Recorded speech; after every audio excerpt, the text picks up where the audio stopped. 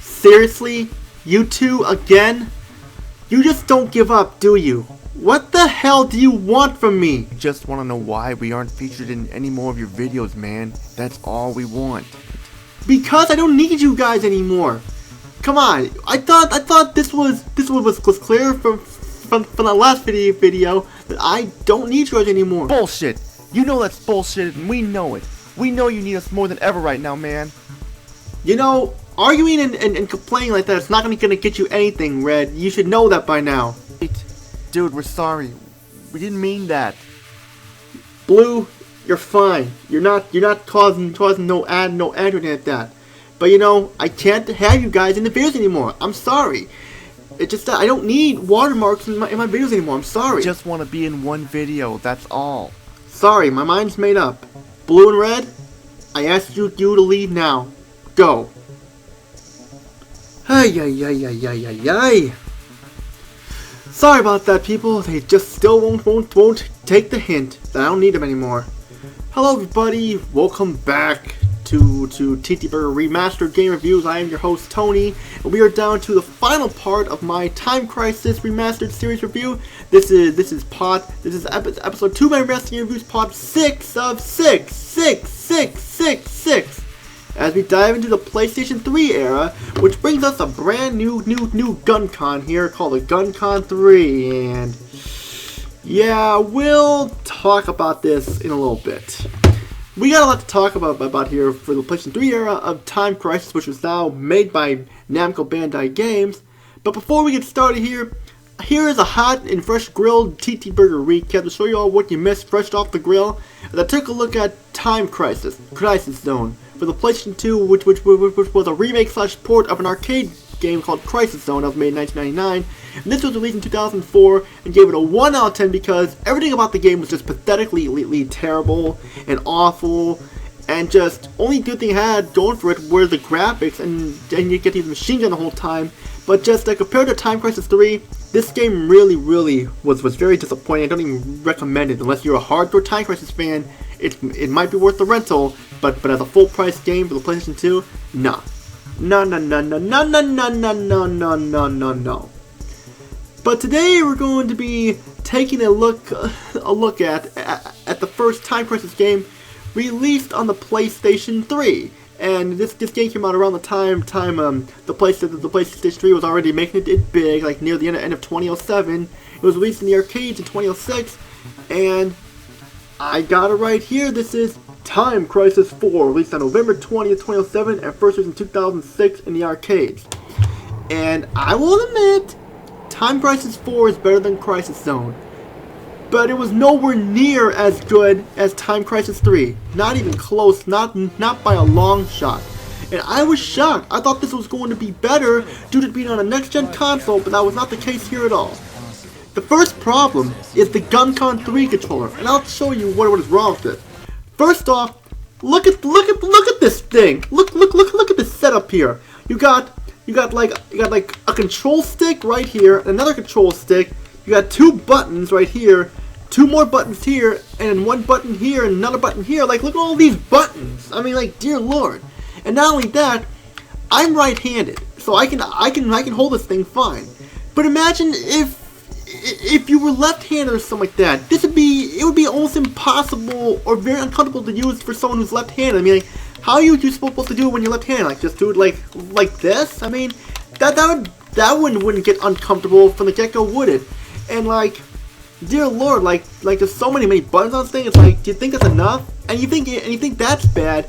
In order to get this fucking thing to work on your TV, you gotta place these 2 sensors up on top of your TV. And unfortunately, I can't find the sensors. I think I must have accidentally threw them out when I threw the box out. So I can't find the sensors and stuff like that. So it's a huge disappointment that this is the best thing to turn out and stuff. Just sure, I'd rather use the gun controller than using the controller at times, but in this thing, I'd rather use the fucking controller because of how abysmal the setup is and stuff like that. And using the sensors, I mean, what is this? The fucking Power Glove on the Nintendo? I mean, that's what it reminds you of. It reminds you of the fucking Power Glove with all the sensors you gotta put up inside that. You place 2 sensors on top of your TV, and then the gun can work. Well, at least I think it can work somewhat, because I only used it like at least a few times. I figured, fuck, I'm not gonna deal with this shit anymore. But let's continue. Another new feature in Time Crisis 4 is the complete story mode, similar to the Rescue Mission story mode in Time Crisis 3. But the problem is, this mode plays like a first-person shooter with light gun elements, and it's awful. But I'll be more on that later. The story of Time Crisis 4 is disappointing and it's hard to follow. The story this time takes place in the United States, which is strange considering that the past games took place in like fictional islands or areas like that. But that's not the case here, but continuing on. The story starts off in California, where the United States Armed Forces and the BSSE learn of the new terrorist top-secret weapon used for smuggling and more, and William Rush learns of the weapon that is an insect-type weapon called Terabyte, as small as a bug, deadly to the human life. William Rush learns of this through a lead by Elizabeth Conway and informs him of 2 BSSE agents who are assigned to figure out what is going on. These 2 agents are both from Europe. Giorgio Bruno, the player 1, agent from Italy, and Evan Bernard, the player 2, is from France. You can choose which character you want without having to plug in control 1 or 2, so that's actually a plus there. And the 3 must stop this stuff from taking over the world. My thoughts on the story. It's cool that they have these terabytes and that's the main incident, but the problem is, this type of story with like taking over the world was done better in other Time Crisis games and stuff like that. I mean, it's a passable story, better than Crisis Zone's story, with nothing to write home about here. It's passable as a frozen burger, still good enough to eat, that's about to expire soon, that's been in your freezer and stuff, and you know it's time to eat it. And also, Wild Dog and Wild Thing are involved in this as well. And didn't see that coming since they never died to give Ellie coming back like eating the same cheeseburger from the same restaurant over and over, never changing. But yeah. Presentation, the graphics look okay, but nothing to write home about. The character models do look good, but if you look closely at their faces, they have no facial expressions at all. The backgrounds are generic beyond recognition. They look so bland, some of the blandest environments I've ever seen in a video game. Like sure, the airport looks great, but then you got these towns and these like caves and stuff that do not look good. That has some bland textures to them, just look awful. The cutscenes do look great. I'm not gonna run, the cutscenes do look great, but there's frame rate issues. There's frame rate issues in this game, and past games in the Time Crisis not have frame issues, and this one does. And it's not bad frame rate issues, but you can see it slow down. When there's so many terabytes on the screen, it'll slow the game down. But all in all, it's a mixed bag in the end, definitely. Sound is great music, goes to this rock-sounding type of sound. Maybe like some of the tunes, also tunes from the last one, and they both sound great. Voice acting is average at best. The actors sound okay, sleepy at times, but average. Christopher Sabato, which is William Rush, sounds the best. Giorgio and Evan sound okay, but the rest of the actors sound bored and don't want to be there. The gameplay of Time Crisis 4. Mediocre, average at best. Time Crisis 4 tries some new things, and some of them work, while the rest do not. First, you have the arcade mode, which has the weapon system from Time Crisis 3, which has machine gun, shotgun, grenade gun, and more. And you also have parts where you use a sniper rifle, like Alicia Winston did from Time Crisis 3. And you can use a fucking M60 on like a helicopter and to like destroy targets. And that was cool because I love using M60s in video games quite a bit. So using that weapon is awesome. There are parts in the game where you need to protect the barricade or truck or so for 30 seconds, or else somewhere within 30 seconds or so, while defending yourself against terabytes and enemies. And if you fail, you just lose a life. So it's interesting on paper, but even if you fail, you just lose a life, and the story just like keeps going and stuff. It can get intense, especially near the end, and it has its fun moments. But it is short. It feels a little shorter than Time Crisis 3 and stuff. It feels shorter than Time Crisis 3, and I'll say that much. And now the complete mission story mode. This needs talking about here. This mode in Time Crisis 4 is the Time Crisis 4's rescue mission mode, but not the same.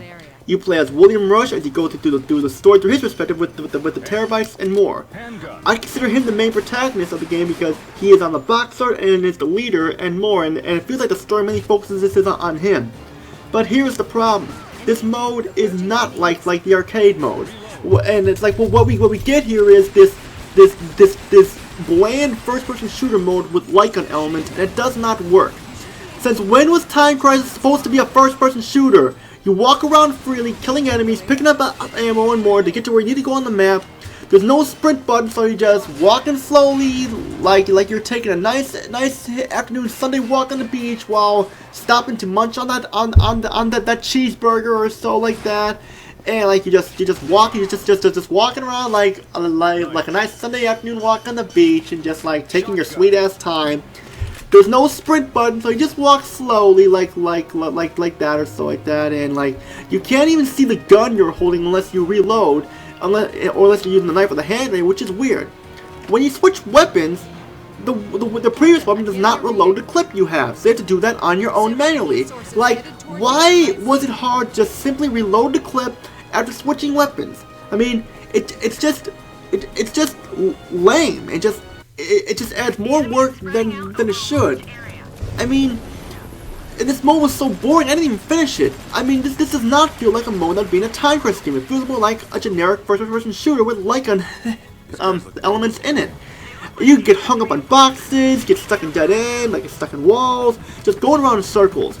The sad thing is, you have to play this mode in order to see the true ending. And I'm going to be the first to admit it. This mode is nowhere near as good as Time Crisis 3's Rescue Mission mode. And William Rush is not as likable as Alicia Winston. William Rush is just gruff and just like, oh, I must defeat them. Follow me, we gotta defeat them. And he does not have like a heart or soul in it like Alicia Winston did. And I just wonder, why was this not like the arcade mode? It would have been, I would have given it a better chance with like the arcade mode because it worked better. I mean, why was it was not like the arcade mode? Who knows? I'm not Namco Bandai, so I don't know. But this is what I have to say. Now let's get to the rest of the bads here. Like I mentioned, the complete mission story mode, the gun con control setup is awful. The game can be too easy at times, especially when it tells you which weapons to use in key events, and William Rush gives you ammo too when you're low. Just takes the challenge out of the game. It feels more like an enhanced version of Time Crisis 3 with a crappy first-person shooter mode to it, and it's that bad. So final thoughts here. It's an average game. It's better than Crisis Zone, but still, if you want your fix on Time Crisis, just play the other ones. But if you have to get your Time Crisis fix on the PlayStation 3, then I still pick it up. It's still an average, mediocre game. Just be warned, it's somewhat disappointing. Due to the complaints I have of this game, I'm taking points off here. The score I'll be given is a 6 out of 10. It's the best score I can give it because of the problems I have with it. And that's it for my Time Crisis Remastered Series review. We are all done. Now I know what y'all thinking. What about Time Crisis Racing Storm, or like Time Crisis 5 or so like that? Well, Time Crisis Racing Storm is nothing more than just a generic package of mini-games with an arcade version of Time Crisis 4 in it, so not even worth it. And there is Time Crisis 5, but unfortunately I cannot play that because it was never released for the home consoles. No joke, it was never released for the home consoles. I mean, it looks interesting, but I can't play it because I don't own the arcade console, so no point in buying it is a thing. But that's pretty much all I gotta say there. I mean, sorry to hear that Time Crisis kind of came out with a disappointment here and stuff, because I really wanted to like Time Crisis 4, but with problems with this gun con here and stuff like that and stuff, it's just not really the best idea. I did forget to mention in the sound part that there is a Japanese voice option and stuff like that, but you have to change the system language to Japanese, so you have to load your subtitles in Japanese too. So yeah, I mean, and it looks like you mentioned both English and Japanese anyway, so like it's just that there it's not the big issue. But the Time Crisis games were only mainly in English like that, so I'll just keep it like that the way it is.